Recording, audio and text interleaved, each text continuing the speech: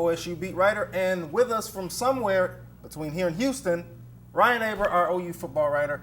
Guys, we got a big game Saturday morning. Yep. OU Houston, it's a top 15 matchup highlighted by the quarterback matchup of Baker Mayfield, Heisman Trophy candidate, and Greg Ward Jr. from Houston.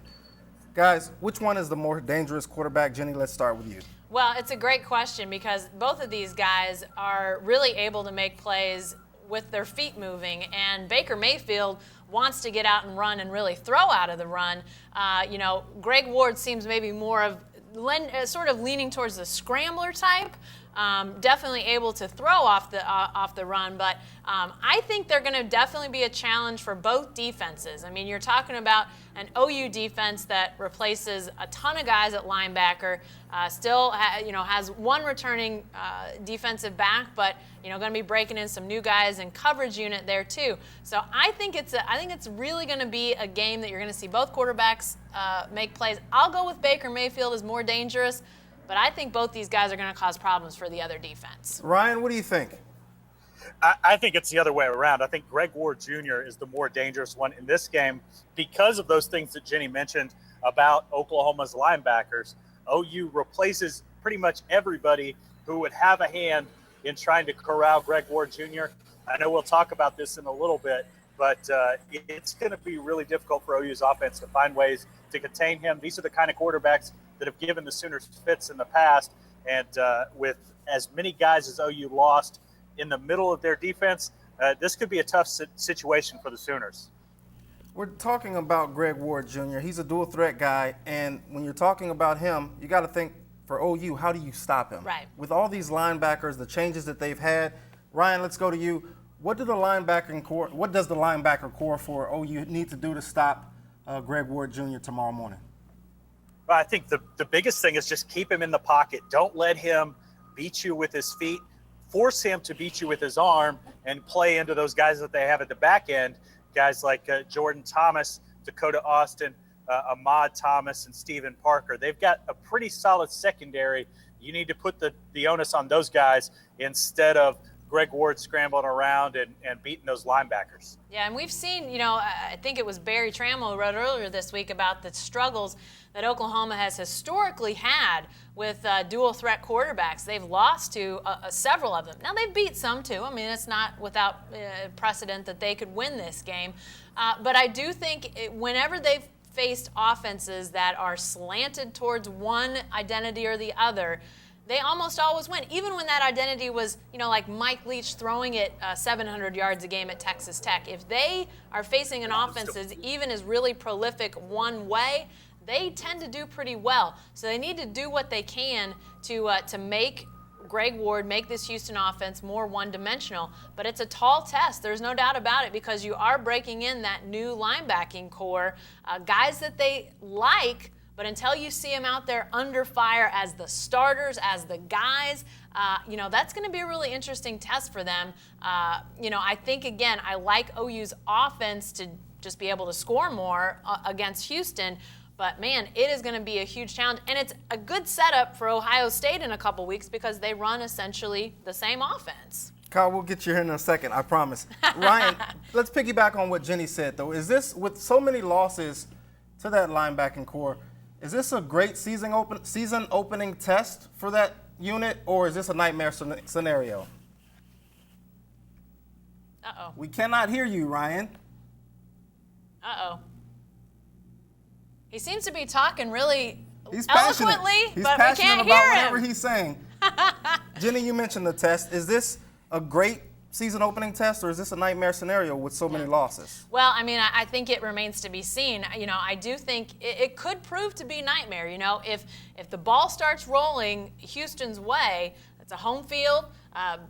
Big stage. Obviously, they've been in some situations where the stage has been big. Beat Florida State, rolled them up pretty good last year in their bowl game.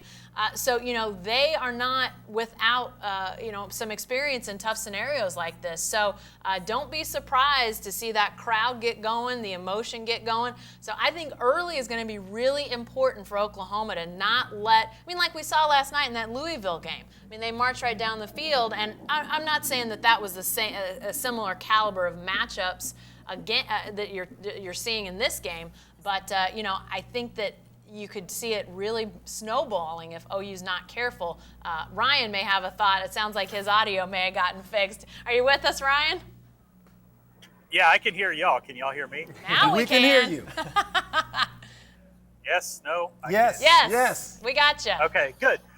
I said a nightmare scenario out of those two just because of all of the guys that OU is replacing in that group. Not that they can't be really good with guys like Obanya Okoronkwo, Tay Evans, and Will Johnson moving up from the nickelback spot. But to have this kind of test with this kind of quarterback this early in the season, I think it's really tough. And we're going to learn a lot about these linebackers, but what we might learn is that they've got some seasoning to do. The good thing is they play a team in 2 weeks who's very similar in Ohio State. I think that can be good for OU's defense, although it could be good for Ohio State's offense, too, to get that look against Houston as well. Let's turn our attention to Oklahoma State. You're watching Football Friday. I'm Darnell Mayberry with Jenni Carlson, Kyle Fredrickson, and Ryan Aber. Kyle, Oklahoma State opens the season tomorrow afternoon against Southeastern Louisiana. That's right. I don't think we're going to have any surprises in terms of the result, but what will we learn? What might we learn from this opening game, and what will we not learn probably? I don't think we're going to learn a whole ton, but the one thing that I'm definitely going to be paying attention to, and something that I think is going to develop over the course of these first couple games, is Taylor Cornelius a suitable backup? Is he going to be a star? I don't know. Even if he throws for 500 yards in the second half against Southeastern Louisiana, I don't think we can say anything definitive about his skill set quite yet. But as we see in quarterback injuries and the need for these backups, OSU at least needs a guy who can run the offense in tempo, avoid pre-snap penalties, utilize all the weapons they have on the edge. Cornelius is a walk-on, but he's a guy with a 6'6" frame. He's got a big arm. And I think his performance in some of the slop time in these non-conference games in a lot of ways might dictate what they want to do with Keandre Woodtee. Do they want to redshirt him? Is he going to be a guy who's going to get more snaps in practice coming up? Mike Gundy was really non-committal about it when asked about it before this game in their pregame press conference. And I think it's because they need to see Taylor Cornelius be a reliable option, be a guy who isn't afraid to go out in the crowd noise and make some plays. So that's an area where I think we'll learn a little bit on Saturday, where we definitely won't learn anything. And what OSU fans want to know most, you probably know what I'm going to say, offensive line improvement. We can look back to last year. OSU averages something like 180 yards a game on the ground in non-conference play. I'm sure at that point we're writing stories, hey, things are maybe getting better. Well, they didn't. Big 12 play, that number dropped below 120 yards per game. So we should see some improvement. We should see the run game flourish, especially in this game. Against FCS opponents last year, Southeastern gave up more than 150 yards per game on the ground. Doing some FCS research there. Look at Kyle with the stats being here. Prepared. But that's what I'm saying. We're not going to learn anything about it. So for OSU fans out there looking for something in week one, yes, get excited if we see Barry J. Sanders break out a big run or Chris Carson be as productive as we think he might be. But by no means is it going to be an answer to anything that we think about this season. Well, and I think that's a great point, especially when it comes to the run game. We, as outsiders, may not learn anything necessarily about the offensive line or the run game, the running backs. But for those guys, for OSU's improvement as they move forward, they need to establish some good habits in this game. They need to really, start to really set the tone for what they're going to do later. Yes, they're going to be bigger, more physical, faster, all of those things. But, you want to see running backs who are getting upfield. We saw a lot as last year went on, a lot of dancing around in the backfield. Holes weren't there. So you want to see running backs able to get upfield both by the block and by their activity. So you want to start to see those habits established in this game. We aren't going to know. We aren't going to be able to walk away and say Oklahoma State is a better running team this year. But for their sake, they need to establish those habits, just established ways of doing things moving forward. There's a lot of newcomers on this team, especially on the defensive side of the ball, Kyle. Who should we keep an eye on, and who's most likely to stand out? Well, I think we got to talk about defensive ends when we look at the defense. Now, these guys are newcomers in the fact that they're new starters. They're sophomores on this team, so we've seen glimpses of them. But Jordan Brailford and Jarrell Owens really, fill some big shoes with Emmanuel Ogbah and Jimmy Bean. how are they going to be able to rush the passer and create havoc like those guys did before? Now, they're going to get some help because the interior alignment is so deep. There's 6 guys who are going to rotate in and out of there. Vincent Taylor and Mote are leading that group, 2 guys who are veteran and proven. That will take some pressure off the edges, but we've heard so much about how athletic these guys on the end are, how young and strong they are. Well, now it's time to see what it actually is going to become, because when you have guys like Ogba, who's going to be rushing NFL quarterbacks this year, that changes the dynamic of your defense. Everyone else kind of has to step up in their lack of presence. So I'd look to those 2 sophomores as guys that I'd really like to see, whether or not they live up to the hype. Yeah, and I'll go on the offensive side of the ball and talk about receivers. I mean, a lot of these guys are known commodities. We've seen them for a lot of years. But with Marcell Ateman's injury, and you know what you're going to get out of James Washington. He might have 200 yards receiving tomorrow. I mean, I don't know. And even if he doesn't, you're going to get production in big games out of James Washington. But with Marcell Ateman's injury, who's a go-to? And you're also replacing David Glidden, a very good sort of outlet for Mason Rudolph last year. A guy that if he got into trouble, he always knew that Glidden would find a spot and he could get the ball to him. So who are those guys that are going to step up and become those go-to guys, especially in Ateman's absence? Is a Jalen McCleskey going to be able to find open spots like David Glidden? Is Juwan Seals going to step forward and be a big play receiver in Ateman's absence? Those are some questions. I think, again, not necessarily new faces, but in new roles. How do they play? How do they play on Saturday afternoon? Right. Let's stick with the offensive side of the ball. You mentioned the running backs, sort of a tailback by committee approach up there right now. So many guys. You got Chris Carson, Barry J. Sanders, Jeff Carr, Rennie Childs, and Justice Hill. Yeah. Kyle, is one of these guys going to step up and separate themselves from the rest of the pack? One of them's going to have to, but the thing I'm going to say is I think multiple of them are going to be a little disenfranchised about their role this year. You can't have 5 tailbacks and expect all of them to get the type of production to be happy on the roster. It's like 5 point guards. It right, just doesn't work, does it? It doesn't work. No. I did a little bit of research. You go back 5 years, the most carries any 5th tailback has had on this team is 14 in a season. So you have 5 guys who feel like they're pretty well established, whether it be the 3 seniors and Childs or Carson or Barry J., a guy like Chris Carr, who's a sophomore but has proven he's shifty enough to help in the return game and become a bigger factor. And then Justice Hill, who was really the talk of fall camp as a guy who could really be a premier back as a freshman. So when I look at this group, I still think Chris Carson's got to get the early nod. He has a ridiculous frame. He's got an NFL body. We've seen flashes of it. Last year, I think when he got hurt against Texas early in Big 12 play, there might have been some mental issues for him in terms of being ready at this level, going from JUCO.